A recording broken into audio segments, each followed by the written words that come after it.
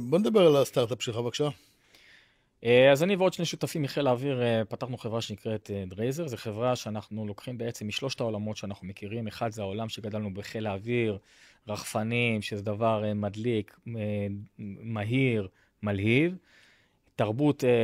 תרבות עולם התעופה שאיתה גדלנו, שזה תרבות של יכולת לתחקר לעומק ולהשתפר בקצב מאוד מהיר ולעבוד בצוות.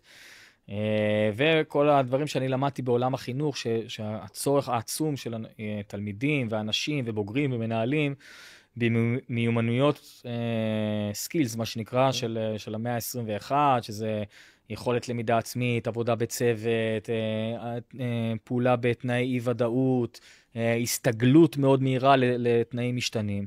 לקחנו את כל הדבר הזה, ארזנו ביחד, ואנחנו עושים סדנאות שבהם בעזרת רחפני מרוץ אנחנו מלמדים את הסקילס האלה, מיומנויות בעברית.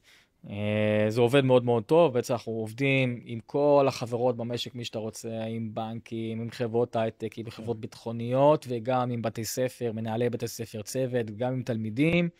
באים עם הדבר הזה, נותנים או סדנה מאוד מאוד קצרה, של 2.5-3, או יום, או תוכנית שלמה של 5-6 מפגשים, או אפילו יותר מזה.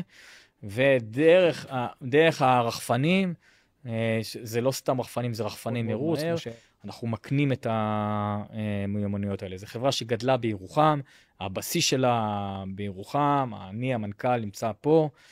אנחנו, 50% מהסדנאות אנחנו עושים סדנאות בכל הארץ, אנחנו מגיעים לכל מקום בארץ, אבל אנחנו מאוד מנסים לגרום לאנשי ההייטק לבוא לירוחם לעשות סדנה ולא לבוא אליהם. אז אנחנו יודעים לבוא אליהם אם הם לא רוצים, אבל 50% מהסדנאות אנחנו כן עושים פה בירוחם, אנחנו צריכים להביא צוותי ניהול מכל רחבי הארץ, לבוא לירוחם ולעשות פה את הסדנה או התוכנית שלנו שמשלבת, כמו שאמרתי, רחפני מרוץ ורכישת מיומנויות.